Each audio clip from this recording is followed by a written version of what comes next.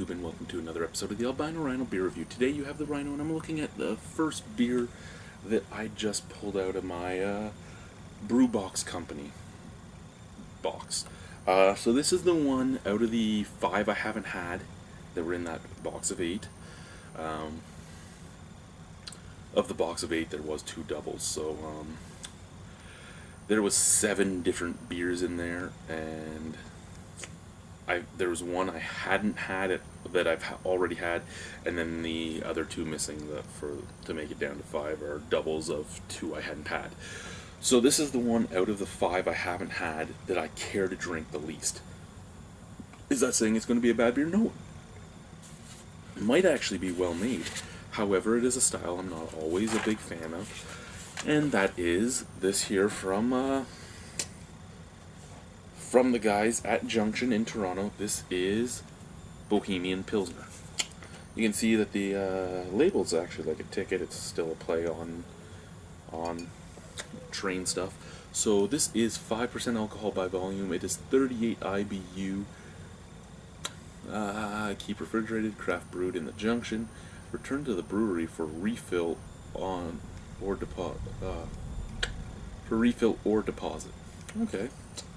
For those of you that do not know, these have the indent on the cap, so these are hand capped. I was not aware that they were hand capped. It does explain why it takes them so long sometimes to get some beers out. Now, the reason I was excited to see these beers in the brew box is because I can never get to the Junction for the hours they have available. Whenever I'm in Toronto, they're usually closed, either closed for the whole day or only open for a very select amount of hours that day. So I was super excited to find these in the brew box because, again, I love trying new breweries. I love being able to say I've drank beer from as many breweries in Ontario as I can, and sometimes I think I'm not going to get the chance to. So it was great to get the chance to do this. Lots of carbonation moving up, a beautiful golden color. Not so much straw like a lot of Pilsners are, more golden. The head, big, fluffy white, it does look great. It actually looks like it has a slight off-white hue to it. Let's pour some more in here. And now let's give it a sniff. Okay. Out of the bottle, it kind of smells like my dog scratching himself. Out of the bottle, it kind of smells like a fresh steam whistle. It has that grassiness, that earthiness, that just slightly dirty cut grass smell that you get from a lot of Pilsners. Out of the glass, just a little bit of grassiness, really. So the smell pretty on for a Pilsner. The only thing it's really missing is that light grainy smell that you sometimes get. So let's try it. Cheers, guys.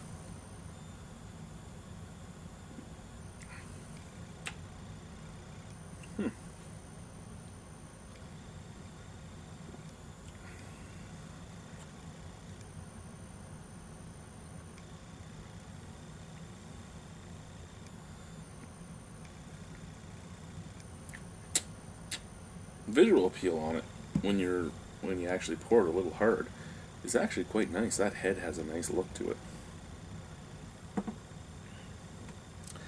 Now, I was saying that you don't really smell that slight graininess. It is on the flavor profile. It's there.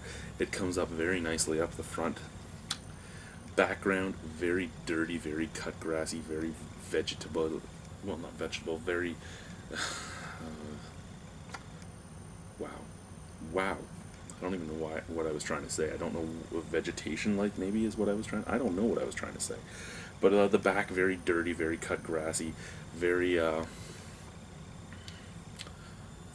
hoppy. I mean, it's hoppy, it's dirty, it's cut grass, it's a beautiful, beautiful background. Foreground, nice, subtle graininess. Nothing really special about it, but I mean, it's a Pilsner. It is a Pilsner. It is a hoppier Pilsner than a lot of Pilsners you get. It's hoppier than a lot of the imported Pilsners you get. It's hoppier than any of the macro Pilsners you get, of course. It's hoppier than some craft Pilsners you get.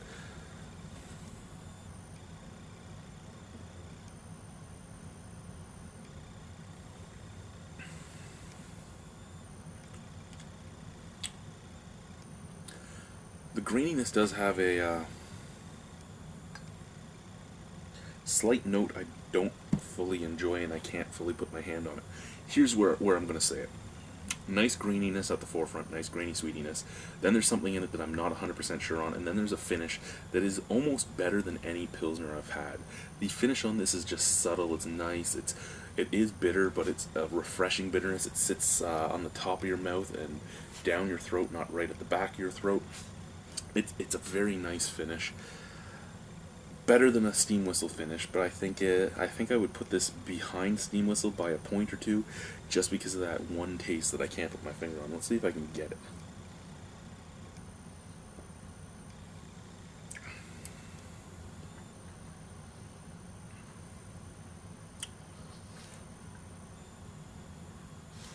It's almost like a slight pear ester. It might be from their yeast.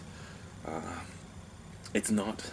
It's not a fault in the beer or anything. It's not like the beer's changed. There's just this slight taste in it, this tiny touch of a taste in it that I'm not a big fan of. Out of 10 on this beer, I don't like Pilsners. I don't, but I'd still give this an 8 out of 10. I would buy this. I'm actually excited that I got to try it. I would buy this. It is a nice Pilsner. Thank you guys for watching. Thank you Brewbox for hooking me up with 5 beers I need to review. It was awesome. Thank you guys.